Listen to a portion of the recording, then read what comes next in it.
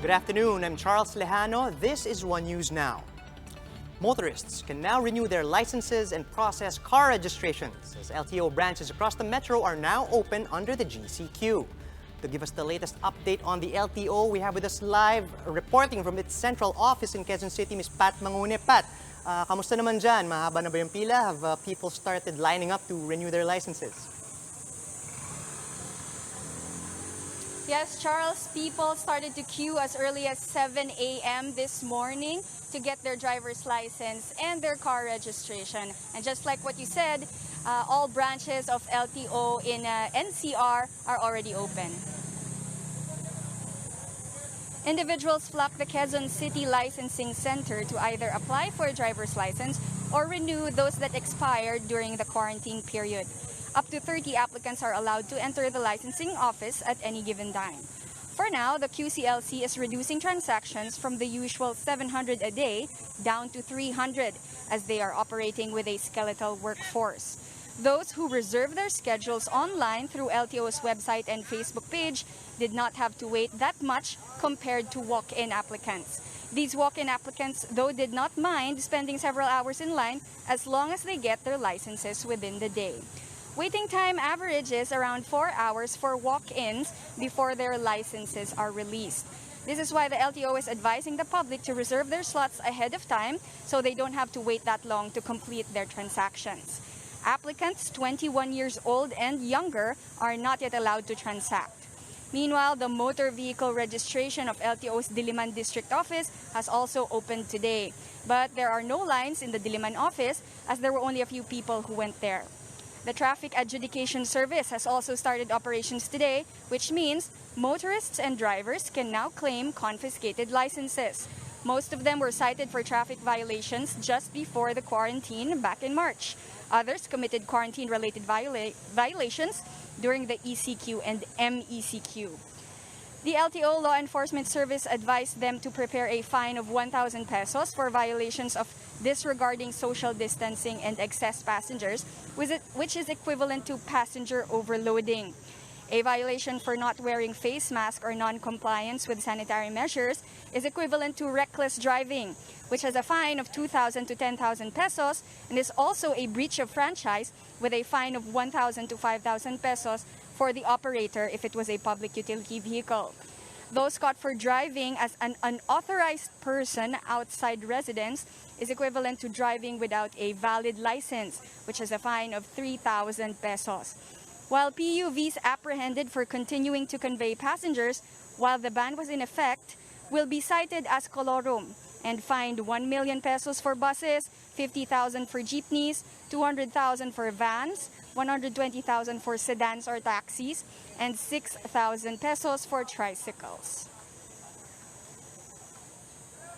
During ECQ and MECQ, meron niyang sa Bayanihan Act. I-inquest talaga yan, sunod sa police. Pero we are now implementing the GCQ, may guidelines kami, Memorandum Circular MC 2002 DOST-2185. So nakalagay doon yung mga violations with regards to yung mga we follow the guidelines of IATF and the DOTR. So ito yung mga ini-implement namin.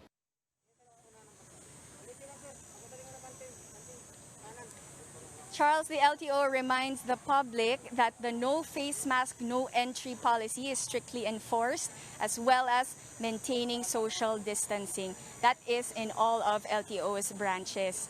And aside from that, as an additional security measure, LTO has also installed plastic barriers, alcohol dispensers, disinfection mats, as well as their improved or improvised hand washing stations. Charles? All right, Pat, I'm just curious to know, if I was to renew my driver's license, say, today, would I be able to get the card on the same day? Yes, Charles, you'll just have to fall in line and probably wait for 3 to 4 hours. But at the end of the day or after your wait, you'll still receive or you'll still be able to claim your driver's license as renewed or a new one. Charles? That's good to know. But then what what about pag magpaparenew ng rehistro ng sasakyan? Are they as efficient as they were before? Well, so far, operations for the motor vehicle registration is still normal, but there's still no queues. So probably the transactions would take 30 minutes or less than an hour. Depends on how long they will validate your documents. But there won't be any problem at the moment while there aren't much people coming for that transaction yet. Charles? Right, Pat, paano kung ikaw yung gusto mo i-contest yung citation, or if let's say you want to protest your violation, how soon can the LTO accommodate this? Yeah, for those motorists who are going to contest their traffic citation tickets, they always have a right to submit contest letters or petitions, but they might be accommodated for hearings and rescheduled on another day, but not.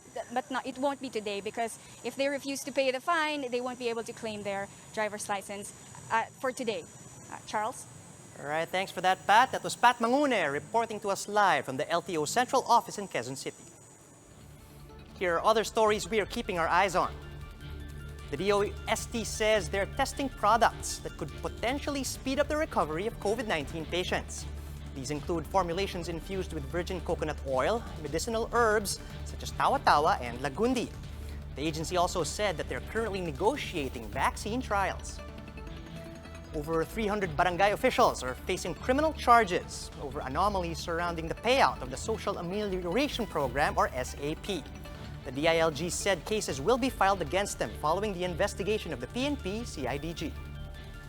And Cabanatuan City is strictly implementing health protocols for travels to and from the city's central terminal, even if restrictions have been eased under GCQ.